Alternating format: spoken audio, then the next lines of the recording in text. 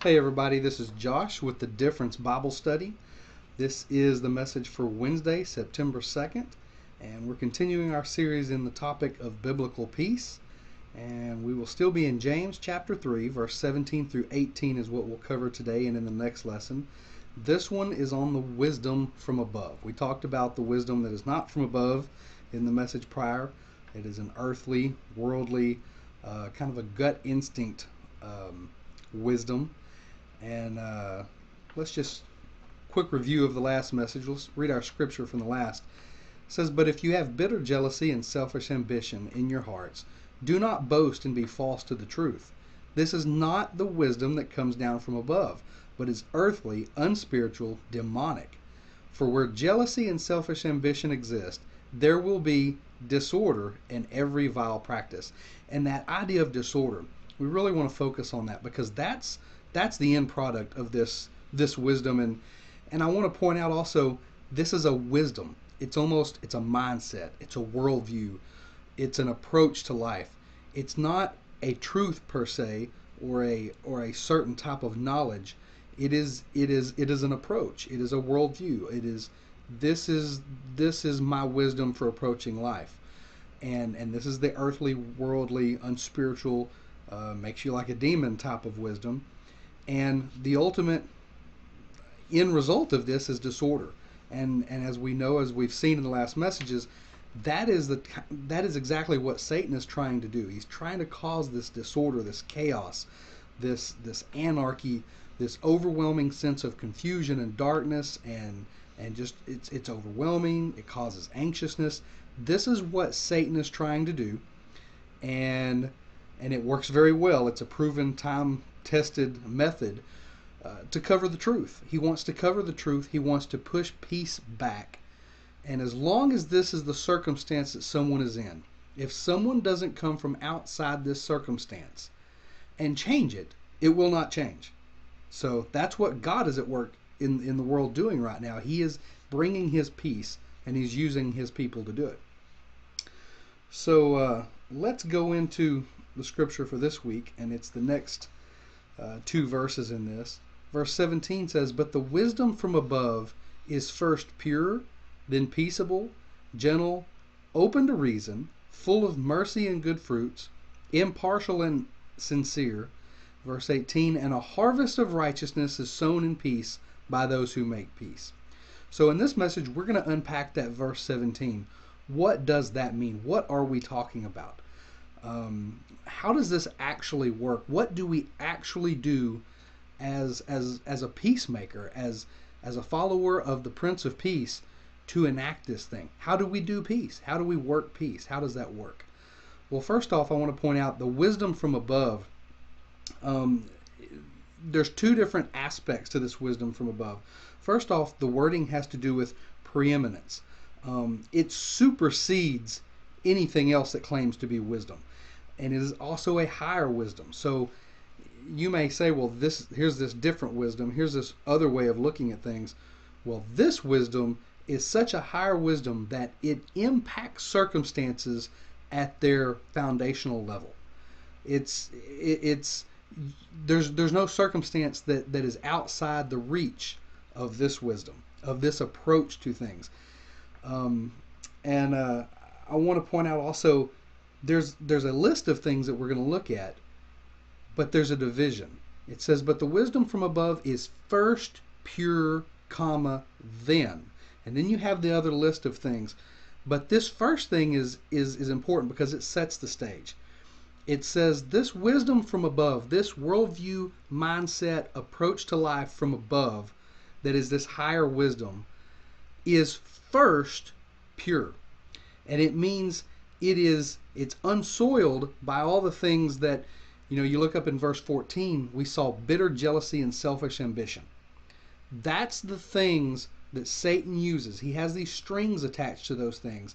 And if you have this hot jealousy, this ardent passion for the things of this life, and you're willing, selfish ambition, to do anything it takes to get these things, that's the two strings that Satan needs to pull and press your buttons. He'll pull you where he wants.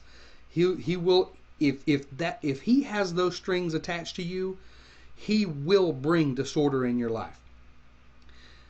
Verse 17 says, but the wisdom from above is first pure. It's undefiled with these things. It doesn't have these strings that Satan can pull so that he can start this process of bringing about these demonic actions in you and bring about this disorder and chaos. It's pure. And that's the first thing. It's written in such a way in the language, the structure of the language is a first and then type thing. If you have this, if you have the wisdom from above, it is pure. It's not saying you have to make it pure. It is pure. If you have this wisdom from above, it is pure from these things. Then all these other things will unfold.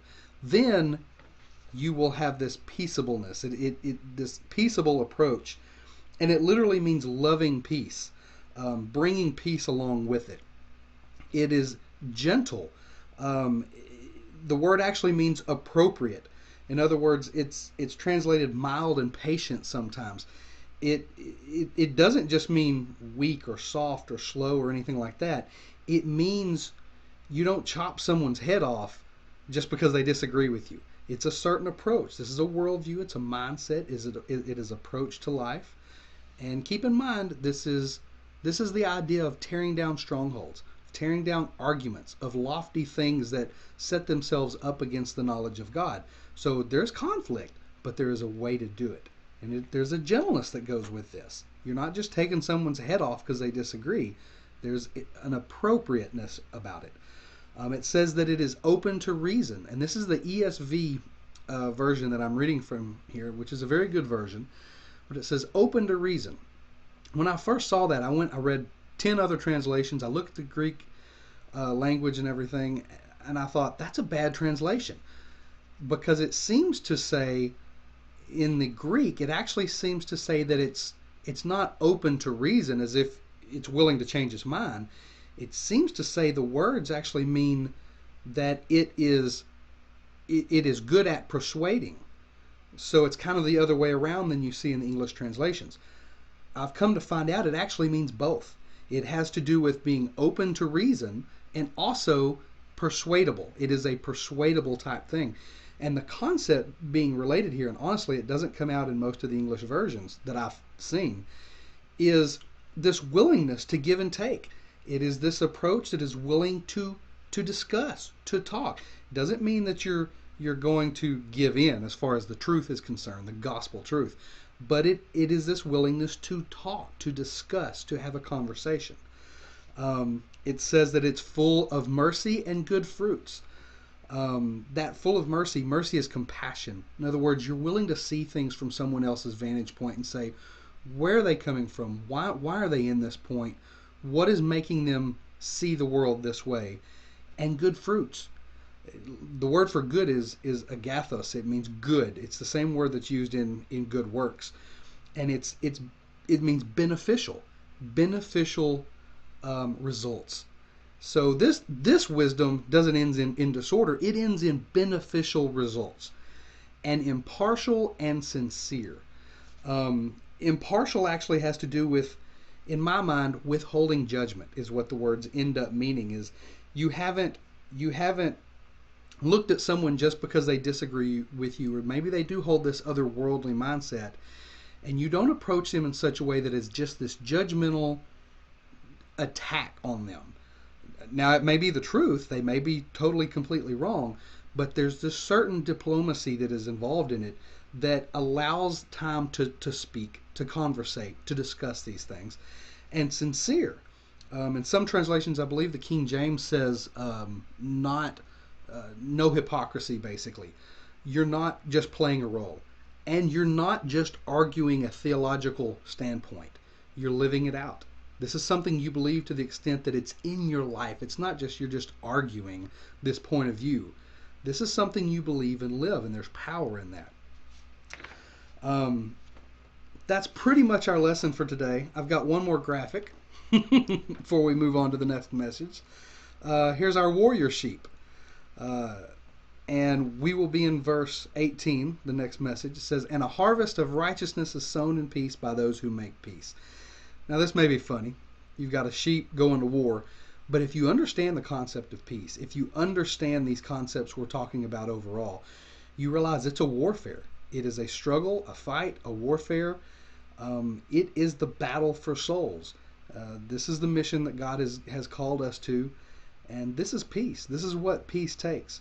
Peace takes tearing down those things that fight against peace in the biblical realm, in the spiritual realm. So that's our message for today. Hope everybody enjoyed it. Look forward to the next one. It's coming along shortly.